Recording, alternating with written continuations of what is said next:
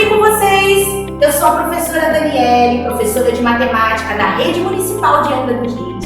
Estarei junto com vocês no estudo dirigido do 6º ano. Pois é, eu vou orientar vocês para que vocês possam resolver todas as atividades que vocês vão receber aí na escola de vocês. E juntos nós vamos aprender matemática da melhor forma possível, levando para vocês uma matemática divertida, cheia de alto astral, para que vocês possam aprender muito bem e sair por aí dizendo ainda que a matemática é melhor que tem.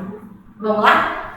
Pois é, na atividade 1, nós vamos aí falar um pouquinho sobre de como os números surgiram e também qual a diferença que existe entre número e algarismo. Porque a gente se enrola um pouquinho, será que é a mesma coisa? Será que eu ter um número é a mesma coisa que eu ter um algarismo? A gente vai aprender que não é a mesma coisa não, tem uma diferença e é importante a gente saber de tudo isso. Vamos começar então? Vamos lá!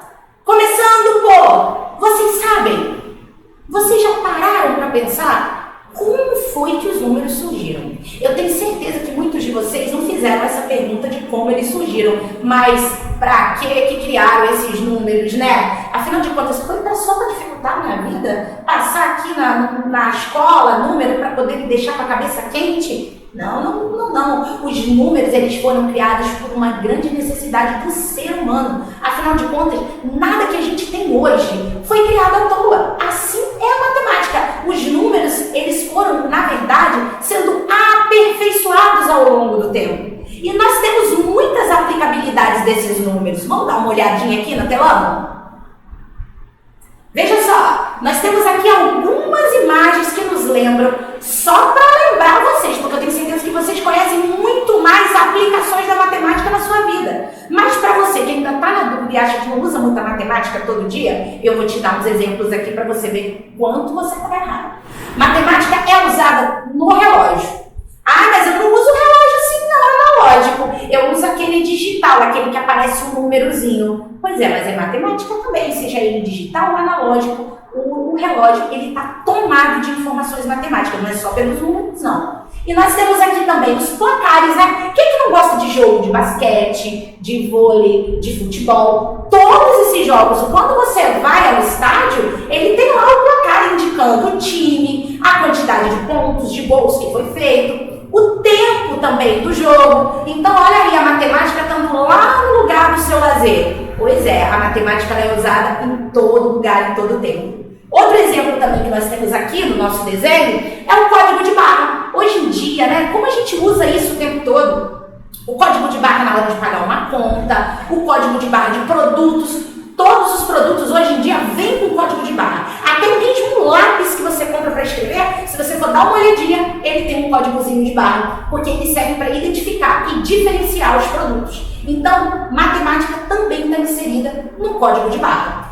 Outra também aplicação é no termômetro. Quando você fica dodói, que você vai lá, tem que medir a sua temperatura, ou a sua mãe vai lá colocar o termômetro e ver, será que está com febre? Né? Porque a gente tem um máximo que o nosso corpo aguenta para ser uma temperatura ideal. De no máximo aí 36,5, estourando 37. Passou disso, eu estou com febre, você está com febre. Mas como é que você vê isso? Nós temos o termômetro também, pode ser um termômetro digital, mas totalmente vinculado à matemática. A matemática é utilizada, foi utilizada e continuará sendo utilizada também para trazer todos esses benefícios para a nossa vida. Outro exemplo também são as camisas dos jogadores. Para você que gosta de futebol, eu tenho certeza que não pode entrar jogador lá no campo ou na quadra sem ter um númerozinho, né?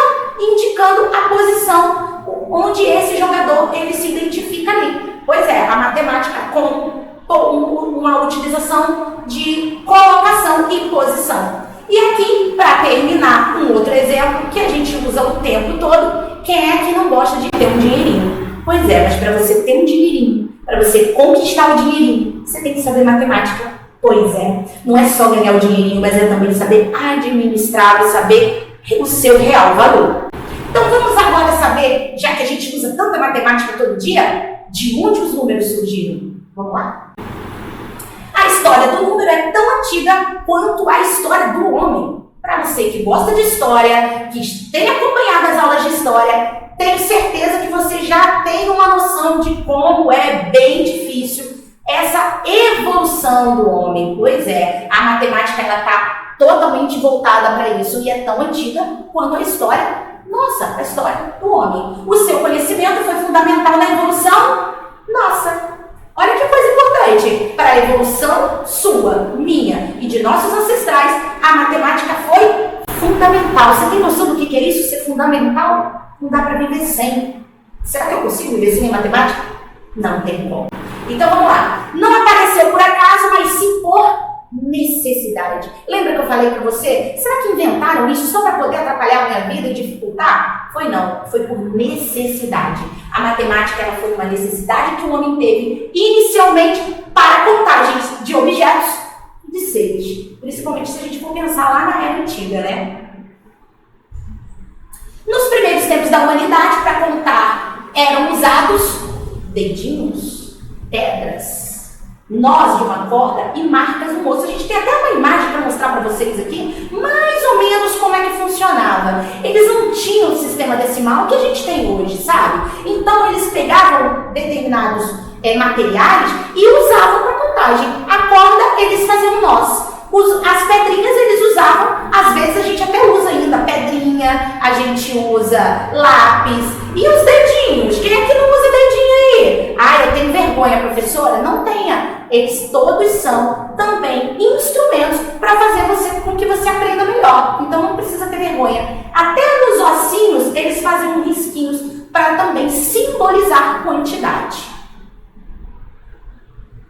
Naquele tempo, o homem, para se alimentar, caçava, pescava e colhia frutos.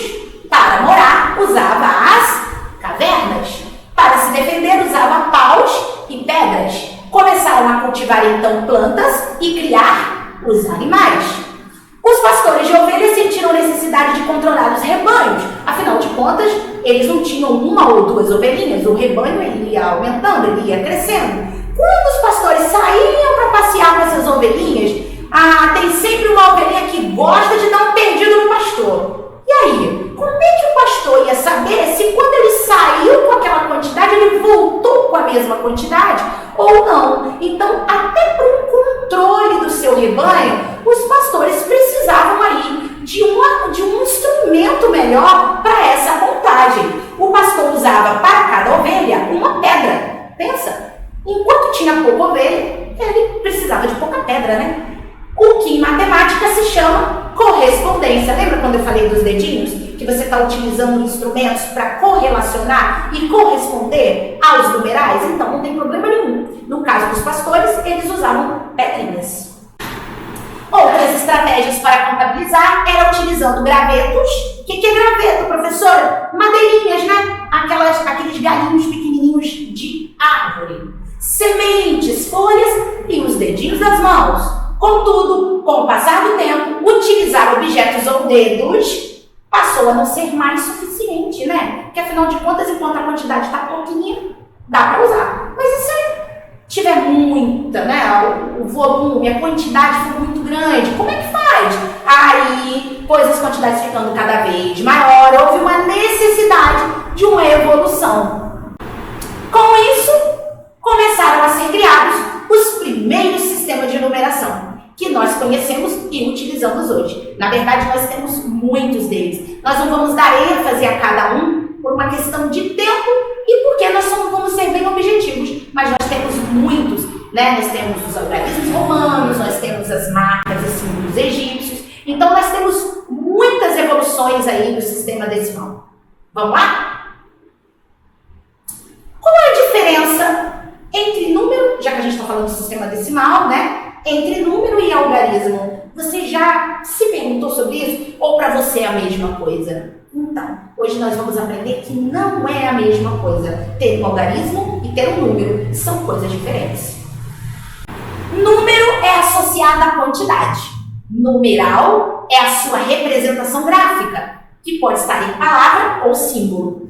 E algarismo é um símbolo de numeração decimal. Professora, ficou um pouco confuso. Eu ainda não consegui identificar um pouquinho a diferença entre um e outro. Vamos então dar uma melhorada nisso aí para você entender melhor a diferença entre número e algarismo.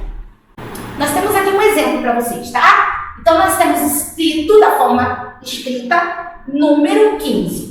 Representamos, então, esse número pelo numeral 5, ou seja, o número 15 em si. Usando, então, os algarismos 1 e 5. Então, peraí. Eu pego os algarismos, eu uno esses algarismos, e aí, então, eu tenho um número? É isso. Então, nós temos algarismos que juntos formam um número. Vamos conhecer um pouquinho mais dos algarismos? Nós temos aqui todos os algarismos, nós temos 10. Ah, professora, eu não estou vendo o número 10. Não, nós temos 10 algarismos. Vamos lá. 1, 2, 3, 4, 5, 6, 7, 8, 9, 10. Porém, o algarismo não é o 10, e sim a composição 0. Nós usamos esses algarismos para juntos formarmos um número ou numeral. Então, vamos lá. Se eu juntar aqui o 1 com o 2 nessa mesma posição, juntos eles formam o número 12. Mas então, o 1 não é o número 1? O número é o número 1, sim, porque os algarismos também correspondem relativamente ao número, porque a gente começa... Número não simboliza quantidade? Você não pode ter uma quantidade de uma unidade? Então, nesse caso, o 1 também é um número. E se a gente quiser saber melhor ainda, mas você falou que tem que juntar, professora. Então, mas se você colocar 0, 1, nessa ordem que eu falei, 0 e 1, você vai ter uma unidade. Então, nesse caso, o 1, do 1 até o 9, não só são algarismos, como também são números, porque representam quantidade. E aí, gente, nós temos aqui, então, um número aleatório, que poderia, por exemplo, ser o seu número de telefone, não é? Quem é que não usa celular hoje em dia?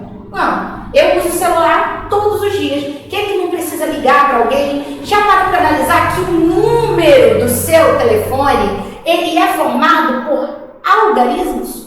Pois é a matemática inserida na sua vida também, sem você nem mesmo pensar ou imaginar.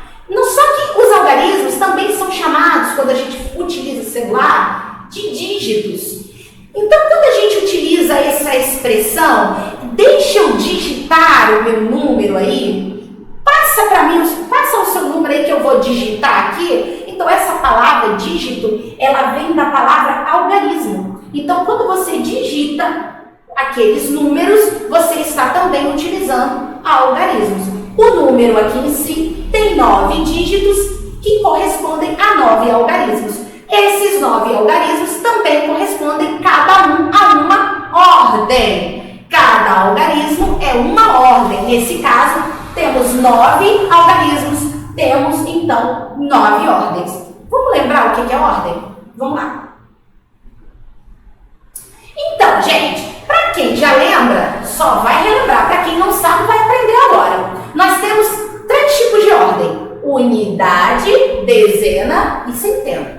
Se você analisar, essas ordens elas vão se repetir ao longo do número que você tem. Pode ele ser curto ou maior, e as ordens elas vão se repetindo. Então, nós temos 3 tipos: unidade, dezena, centena, unidade, dezena, centena, unidade, dezena, centena. Se eu tivesse número para cá, teria mais unidade, dezena, centena. Só que essas ordens, elas são repetitivas entre si, porque elas vão de 3 em 3, porém, a cada 3 unidades, nós formamos uma, quem é que lembra? Pois é, uma classe.